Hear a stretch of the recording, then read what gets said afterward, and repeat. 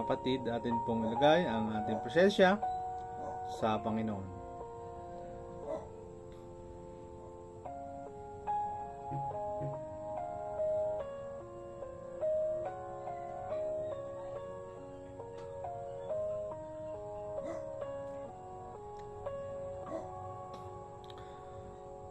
As the deer panteth for the water, so must long after thee. You alone are my heart desire, and I long to worship thee. You alone are my strength, my shield. To you alone my spirit yield. You alone are my heart desire, and I long to worship thee. Tawag sa pagsamba. Purihin ang Diyos nitong kalangitan, kayo sa itaas siya ay papurihan. Ang lahat ng anghel magpurit magdiwang, kasama ang hukbong roong karamihan. Ang araw at buwan siya ay purihin, purihin din siya ng mga bituin. Mataas na langit siya ay purihin, tubig sa itaas, gayon din ang gawin. Siya ang may utos na kayo'y likhain, kaya ang ngalan niya ay dapat purihin. Kanyang itinatag kanilang kinalagyan, hindi magbabago kailanpaman. Purihin niyo si Yahweh buong sanlibutan, magindang bulhala nitong karagatan. Ulan na may yelo, kidlat pati ulap, malakas na hangin, sumunog na lahat. Pagpupuri kay Yahweh, lahat ay mag-ukol, mga kabundukan, mataas na burol. Malawak na gubat, mabubunga kahoy.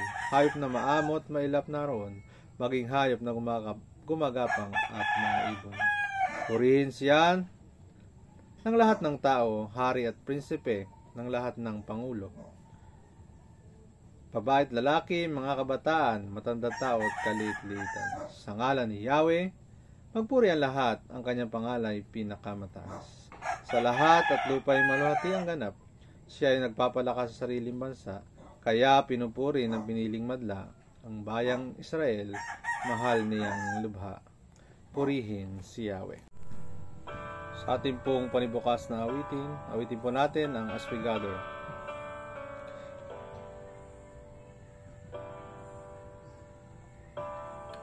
As we gather, may your spirit work within us. As we gather, may we glorify your name, knowing well that as our heart begin to worship, we'll be blessed because we came. We'll be blessed because we came. Steadfast, Father, may your spirit work within us. As we gather, may we glorify your name, knowing well that as our heart begin to worship, we'll be blessed because we came. We'll be blessed because we came.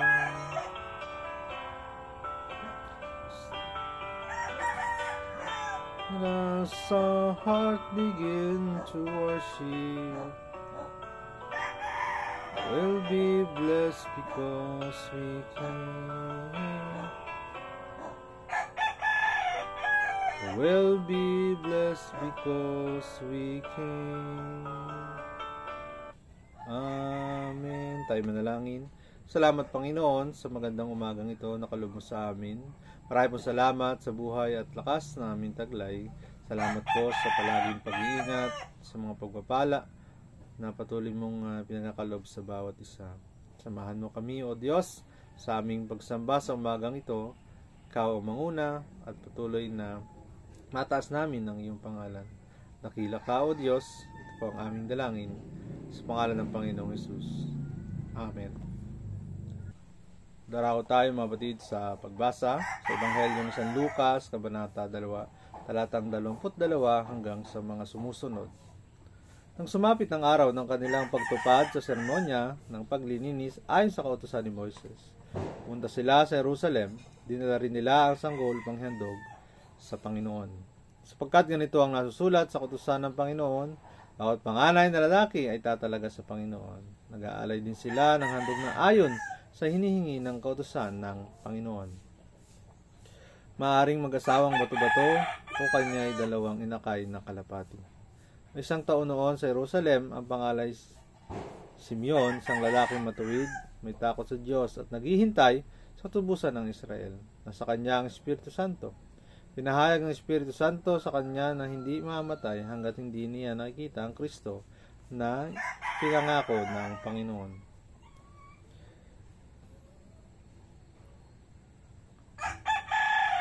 Sa patnubay ng Espiritu, si Simeon ay pumasok sa templo at nang dahilin doon ni Jose at Maria ang sanggol na si Jesus upang tuparin ayon sa hinihingi ng kautusan.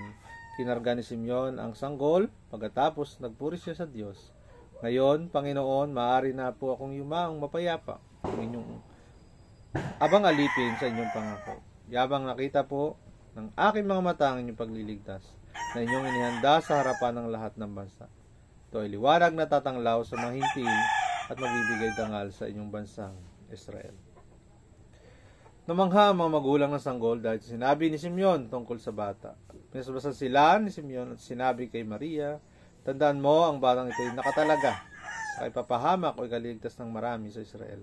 Siya may tanda mula sa Diyos, ngunit tutuligsain siya ng marami. Kaya't nahahayag ang kanilang inisip. Dahil dito, pagdaranas ka ng matinding kapighatian, parang isang patalim na tinarak sa iyong puso. Tayo po'y pinagpala sa salita ng Panginoon. Amen. Sang pagpalang umaga po mga kapatid, kumusta po kayo? Ang ating pong basihang talata na aking binasa kanina ay sa Luke chapter 2 verses 22 hanggang sa mga sumusunod. Nasa huling linggo po tayo ng taon ng 2023 at nasa unang linggo tayo pagkatapos ng pagkasilang ng Panginoong Hesus. Mga batid, ang pagsilang ng Panginoong Hesus ay isang kagalakan para sa kanyang mga magulang. Kaya sa kautosang pamana ni Moises ay dapat ihandog ang panganay na lalaki dahil ito ay nakatalaga sa Panginoon. Sa ating talata sa verse 25 ay merong isang lalaking naghihintay na makita niya ang tagapagligtas.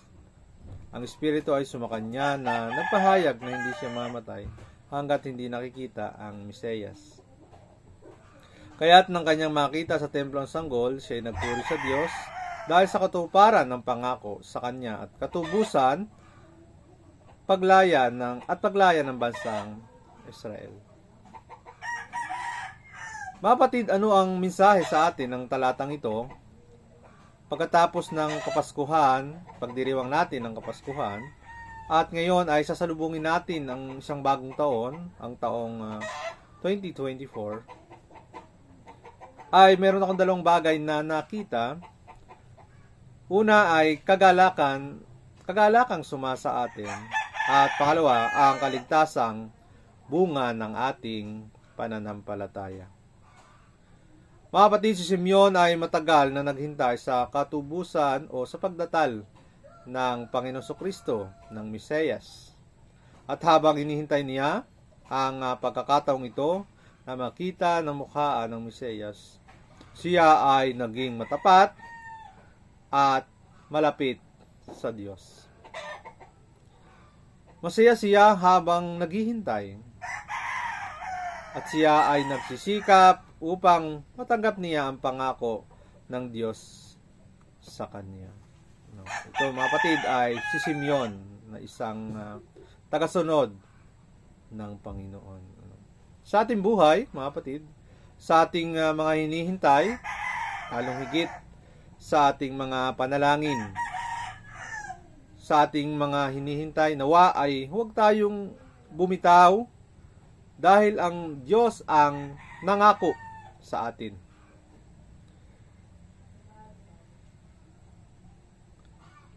Dahil naniniwala tayo na lahat ng pangako ng Diyos ay Kanyang tutuparin at ito ay palagi mangyayari.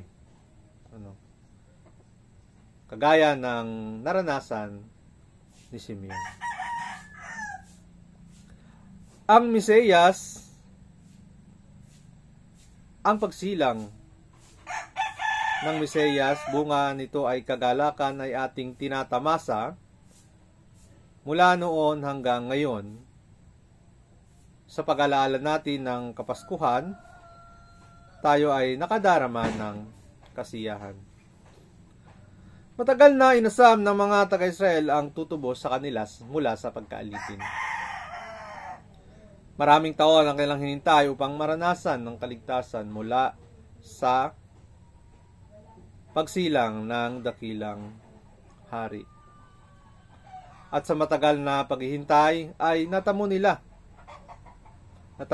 ang kaligtasan upang muling mabawi ang kanilang pangalan, muling makilala ang bansang Israel, at sila ay makalaya at hindi na mangalat sa lupain ng mga dayuhan. Mga kapatid, ang kaligtasan ay bunga ng ating pananampalataya. Ito yung ating pangalawang punto. Kaya sa bagong taong darating, tayo ay aasa muli ng pag-asa, kagalakan, kapayapaan, maayos na kalusugan, at iba yung pag-iingat para sa ating pamilya. Ang susi sa tagumpay ay ang matiyagang pananampalataya at walang sawang paghihintay. Sa anumang mga bagay, mga batid, na ating ginapanalangin, hinihintay, tayo ay magtatagumpay at kakamti natin ang lahat ng ito kung tayo ay mayroong matyagang pananampalataya at laging buo ang ating pag-asa. Ang Mesiyas ay dumating sa iyong buhay. Huwag mong sayangin, huwag mong palagpasin ang pagkakataong ito. Pagkos, mga kapatid, ay mas maging malapit tayo at matapat sa Diyos. Ganon din sa Panginoon Kristo na nagbigay sa atin ng buhay at pag-asa. Kaya, mga kapatid, sa pagharap natin sa buhay na ito, sa panibagong taon, palaging merong nangyayari na hindi natin tanggap. Palagi may nangyayaring ayaw natin at hindi ayon sa ating kalooban o minsan ay masamang mga pangyayari. Subalit, ang mahalaga, bunga ng ating panampalataya ay palagi natin itong malalagpasan. Higit sa anumang pagsubok, mga kapatid, ay merong biyaya at pagpapala ang kaloob sa atin ng Panginoon. Tularan natin si Moises, tularan natin si Simeon, mga kapatid, upang mas maging malalim ang ating relasyon sa Diyos. Dalawang bagay na natutunan natin sa araling ito na maging matyaga, maging ang ating bunga ng ating kaligtasan. Maging masaya tayo sa ating paghihintay, bunga ng ating pananampalataya, upang mas maging malapit, mas maigting ang ating relasyon sa Diyos, upang sa panibagong taong ito na ating kaharapin ay may kasiglahan tayo sa pagharap natin sa anumang gawain, sa anumang hamon ng buhay. Sa ating paglilingkod, palagi tayong maging masaya, makakita ng bagong pag-asa. Sa bawat araw, bawat pagkakataon, ay mapapurihan natin ang Diyos. Pagpalain tayo ng Panginoon at masaganang bagong taon para sa lahat. Sa pangalan ng Ama, ng Anak at ng Banal na Diwa. Amen. Darako tayo, mga kapatid, sa panghuling awit. Awitin natin ang Give Thanks.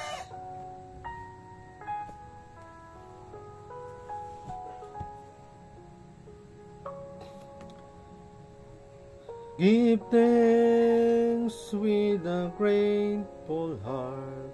Give thanks to the Holy One. Give thanks because He's given Jesus Christ, His Son. Give thanks with a grateful heart. Give thanks to the Holy One. Give thanks because He's given Jesus Christ, His Son. And now let the weak say, I am strong. Let the poor say, I am weak, because of what the Lord has done for us. And now let the weak say, I am strong. Let the fool say, I am weak, because of what the Lord has done for us. Give thanks. Tayo manalangin, mga kapatid. Salamat, O Diyos, sa araw na ito. Maraming pong salamat sa buhay at lakas na aming taglay, sa mga pagpapala na patuloy mong pinagkakaloob sa amin. Samahan mo kami, Panginoon, sa buong taong darating. Pagpalain mo ang buhay ng bawat isa. Sila na may karamdaman, sila na may mga panalangin, O Diyos, aming itinataas sa iyo. Tuloy mong dinggin ang kanilang mga panalangin, O Diyos. Sa bawat isa, mga bata, mga kabataan, mga higit ng gulang, sa aming mga magulang, mga lolo't lola, patuloy mo silang pagpalain at samahan sa panahon, O Diyos, na sila ay may nadaramdaman, sa panahon na sila ay dumaranas ng kalungkutan bilang bahagi na aming buhay, O Diyos. Tuloy sila yung samahan, lingapin, pagpalain. Sa panibagong taong ito, samahan mo ang iglesia, sa panibagong hamon ng paglilingkod. Tulungan mo ang bawat isa ng patuloy na mapalapit at maging matapat sa iyo, O Diyos. Maraming pong salamat. Ito po ang aming panalangin sa pangalan ng Panginoong Jesus. Amen. Yun, mga kapatid, dumayo kayong taglay ang pagpapala ng ating Diyos Ama, ang kaligtasan, kalubsati ng Panginoong sa Kristo, pagsama, pag-aliw ng Banal na Diwa, ay sumatinawa ngayon at magpakailan-kailan pa man. Amen. At amen. Magandang umaga po, mga kapatid. Isang masagana, masayang, bagong taon para sa bawat isa, sa inyong pamilya, at sa mga taong ating nakakasalamuha.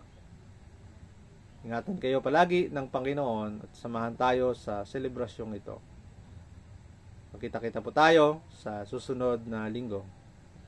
Ito po ang ating pagsamba sa umagang ito. Amen.